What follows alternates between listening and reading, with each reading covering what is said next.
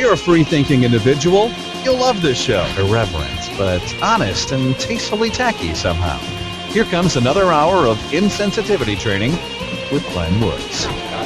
I'm sorry I'm not going to make you happy with the first story out of the gate, but here we go anyway. Now, we're talking Washington, D.C. Wasn't there this little thing, what was that document? Constitution, right? IRS spent nearly $100 million on office furniture. First off, remember when the president first got into office and he said, now, look, I want you guys to take account for everything. We're going to cut back on spending. Every paper clip, every rubber band. I mean, toner for the copier machine. Turns out Wyoming now has a bill that would involve the minimum wage, but also South Dakota does as well. In fact, 30 states now have in front of them bills that would raise the minimum wage. Well, a good test experiment would be something that's happening in a place called SeaTac and surrounding areas. And for that, we head over to the Western Watchdogs, and on video stream with us right now is Shelby Stevens. You've been covering this story, and I've been relying on your news reports for a while and watching them closely because since you're there, you've actually given me some heads up where some of the major media either jumped the gun or maybe have gotten the detail wrong, which is why I'm calling you back on to update us. French president, and by the way, his name is Hollanday, like the sauce. French foreign minister, whose last name is Fabius, Fabious. Of course it is. Scheduled Tuesday morning a meeting with the Secretary of State, John Kerry. So for the first time, the French may not have to retreat on something. Well, I was in high school at the time, and you summed it up perfectly. No one was talking about, he's going to bring this great healthcare system in. You're at 60 degrees. Washington, man. Oh, that's right. You're over in Washington. Man, okay. Well, thanks a lot for sending this. It's now 35 degrees here. The snow is blowing sideways. And there's somebody in this little town that actually drives a smart car. I think it just landed in Rapid City, 2 hours east of here. Not a Prius, smart car. Okay. A smart car, yeah. You got to put a rock on those at night, not because of the wind out here, but because the raccoons tend to tip them over. Yeah, hi, Glenn. This is Red. Yes, sir. Hey, listen, on your posting earlier today, the video. Yeah, Russell's on line one. Hi, Russ. What you got for me? All the stuff I was reading with the Cleves Place down there, if you look up how many acres or sections of ground he's running on to how many cows and how big that turtle is, yeah, the amount of grass he's running on is huge. There's something else I wonder. What size of the turtle? Well, not being a cattle guy, I don't know. But maybe someone like you can help out or somebody else who's in the industry would know. Okay, so they both eat the same stuff, we're told. But is the cow reaching down that far? I mean, isn't the level of what the turtle is eating a lot lower than what the cow is eating? Well, when you stop and think about it that way, it kind of goes back to the cattle and the sheep. The sheep will graze stuff a lot closer, and I'm sure that, like you said, that turtle's going to graze stuff a lot closer than that cow does. Yeah, okay. Well, they need to have an actual environmental study that shows that the turtle or the cow is killing the turtle. How do we know it's not the other way around? What if the turtles are killing the cows? Levon's on the phone. This is Glenn. Hi, Levon. How you doing? Oh, pretty good. All right. Yeah, I was going to say, what bothers me about this whole deal is in Nevada, it's this desert tortoise. In California, it's some bait fish. When I come back from this next break here, you just inspired me for a neat little thought here. So why aren't they doing the same thing with these damn wind turbines and solar panels that are killing birds? Well, because it's the president's little pet project, obviously. Yeah, because apparently killing birds is green. Actually, because it's a federal pet project. Oh, it's not yeah. a state pet project or a county pet project. Right. Well, and that is, we got to add into this. Because the people who are building these projects are cronies. That in 1975, the federal government decided that they were just going to go ahead and take care of the lands and not give it back, and that brought on a lawsuit? Yeah, 1976 was the Federal Land Policy Management Act, FLIP law. Well, again, for those just tuning in, I'm talking to Ken Ivory, who is in Utah, and you're a representative in Utah. Is that correct? Yeah, that's correct. And so, again, correct me if I'm wrong here, but if two parties enter into a contract, unless there's language in there that says so, one party cannot just suddenly change the terms of the contract without the agreement of the other party. Isn't that essentially what we're dealing with? Yeah, that's the whole point of this. In fact, there's a law review article, the BYU Law Review, put out. I think the EPA is kind of licking their wounds right now. Well, now, this court in Cheyenne, this was, I assume, a federal court that they had to go to? Yes, sir. Okay, Yeah. all right. So any word on when your case comes up? Well, they haven't actually sued us. Okay. What about the 75,000 in total fines a day that you owe? I mean, does that weigh down on you at all? Do you ever even think about that? You losing sleep at night?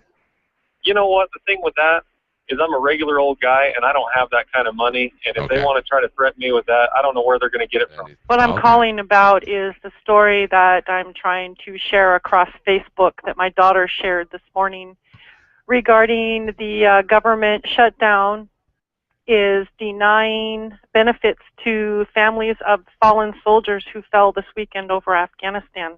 When my son Dennis was killed in 2011, he was serving with the South Dakota National Guard. And this is ridiculous. And this is all because of the government shutdown, they're telling you. Because of the government shutdown. You sound more than disappointed to me. I mean, you sound really cut to the core on this when people step forward to volunteer. These kids are volunteers for us. This is not a draft. This is volunteer. How exactly were they defunded? What happened that their families couldn't get benefits for a family member that was killed in action? Well, this part of what the Department of Defense is claiming, that with the federal government shutdown, that blocking... Now, correct me if I'm wrong, because I've been saying since the whole shutdown started that this really, I've been calling it a fake shutdown, or better yet, a slowdown. Is my number right? About 17% of the federal government is actually shut down? I think that's probably true. I guess I haven't heard that number. We do not currently have an ambassador to France. I'm serious, we don't. Why not? I'll accept any answer as long as it's in the bounds of PG-13. I think it's a cost-cutting measure. You know, we did have an ambassador to France, but he gave up and came home. Yeah? Why? Well, because he lived in the French culture. Okay, but the food is so good, but the taxes are so high, so okay. Oh, I just thought you were kind of being unfair to Congress there with that drunken sailor comment. So I thought I was being unfair to drunken sailors. Well, see, drunken sailors did have a debt ceiling. It was the bottom of their pocket. Oh! When they were done spending their own money, they had to quit. I just now found out you was on this station, and by golly, I'll be listening to you. Well, I'm glad you found me. Hey, you know why you couldn't get an ambassador to France? No, sir, but I know if anyone has an answer to this, Swede does. Well, you know, he just raised the minimum wage by executive order. Maybe he can get somebody now. Nobody wants to work the minimum wage over there. Offered you $15 an hour to go live in France and speak to the French socialist leaders over there, would you take it? No. How cold is it out there, Tim? How cold? Freaking cold, man. Now, how cold would that be again? Freaking. Very freaking. Thank you, Tim. You're welcome. Yeah, let me head over real quick and see if I can get him. Hey, Chaz, are you there? Yeah, can you hear me? Yeah, I can hear you, but I couldn't see your face, so I was nervous about the link. Oh, no, it's I'm not that decent, so you don't really want to see me on camera. Tim from Tampa is calling Chaz in the UK. These prepper kits, they're very personal depending on where you live. And just being out there in Wyoming recently, I know a few things I would change for my own personal list of Twinkies and bacon. Maybe people vote to raise the debt ceiling? I would be very, very hesitant to do that. I think that the debt is clearly one of the huge challenges we face. But hesitant isn't a yes or a no. No, and I think it depends on sort of what you're looking at. It depends. Should have Laura Hubble on the phone right now. Is this Laura? This is Laura. This is good to hear from you. Laura is running for governor. Respect their constitutional authority, but have them respect our constitutional authority as well. I'm talking with Taylor Haynes, who's running for governor for the state of Wyoming second time around, which means you're going to be running on a Republican ticket this time? Republican. I ran as an independent before because I missed the primary. Okay. So if you're running this time around, I guess that means that you have a problem with Matt Mead sitting in the office of governor. I have a problem with his now the administration. EPA, what is it, Andy? About $75,000 a day? Am I reading that right, that they're trying to fine you? Yes, sir. It's every day that they deem I'm out of compliance is $75,000 a day plus criminal. Tim from civil Tampa. We charges, sent and the him list a goes plane on. ticket to go to Denver, Colorado for the opening of these shops, which we find in the downtown area and throughout Colorado with slight haze in the Mile-High City.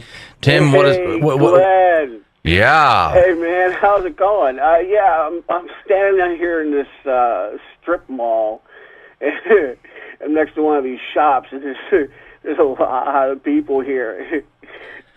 I hear the lines go around the corner. How's the traffic? Any problems? Any issues out there?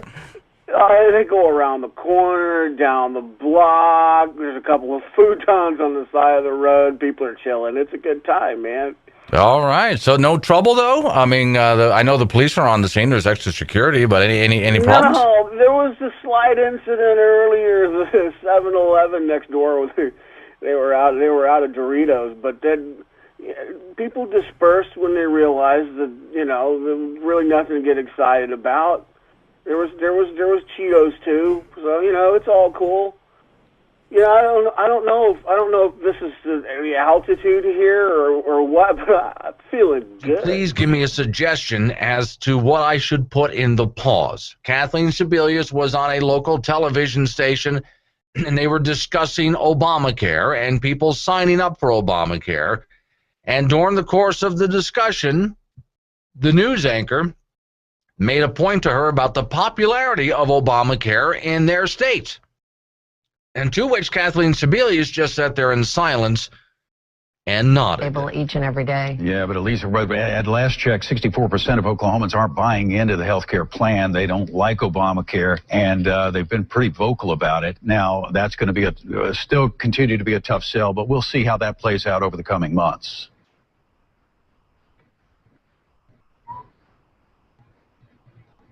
All right, Secretary Sebelius, thank you so much for being with us this morning. I think we've probably lost sound here or something. I can hear you, Okay. but thanks for having me. Can hear you You're just welcome. fine. Yeah, okay. So apparently she just that, and that's bad on radio. That would be dead air. And so I put out there to everybody yesterday, and I did it again today, and I'm going to continue. If you get any suggestions, you just let me know. What should I put in that dead spot? You can't have a dead spot like that. And what was she doing? For those who didn't see the video, she was just sitting there nodding at the camera. That's all she was doing. So, okay, one of the suggestions was the Twilight Zone. So, okay, let's see how that sounds. Yeah, but at least at last check, 64% of Oklahomans aren't buying into the health care plan. They don't like Obamacare, and they've been pretty vocal about it. Now, that's going to be still continue to be a tough sell, but we'll see how that plays out over the coming months.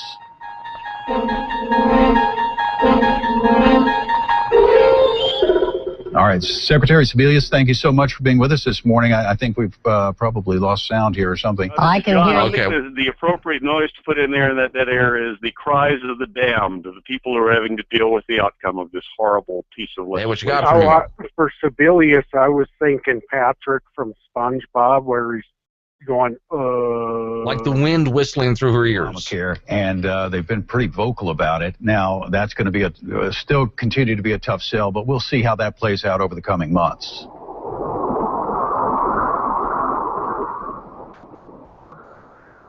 All right, Secretary Sebelius, thank you so much for being with us this morning. I think we've probably lost sound here or something. I can hear you. Okay. Yeah, have you heard any of the farting preacher videos or seen any of the farting preacher videos? That and the belching preacher. Oh, so you want a lot of gaseous noises there? Yeah, that'd be great. Okay, I'll have those up for you tomorrow. I don't think so either. It's gonna downhill anyway. Sure. So what are you gonna do now? You gonna sign up for Obamacare or just skip the whole thing and not pay? Well, believe me, the second part. Okay. All right. No, actually, I've been listening to you for the last couple months, and I'm somewhat a new listener, but I enjoy your show. I appreciate that. And actually, you kind of inspired me. Yeah, to what now? Oh, gee, you're going to wind up in trouble. It's going to be my fault. Oh, no. Okay. I run for city council. Oh, thank you. What city? Well, it's a little bitty burg here in South Dakota. Thank you for doing that. We need people like you stepping up and doing that. And would you let me know as we get closer? Would you let me know how your campaign's going? I'd like to track what you're doing.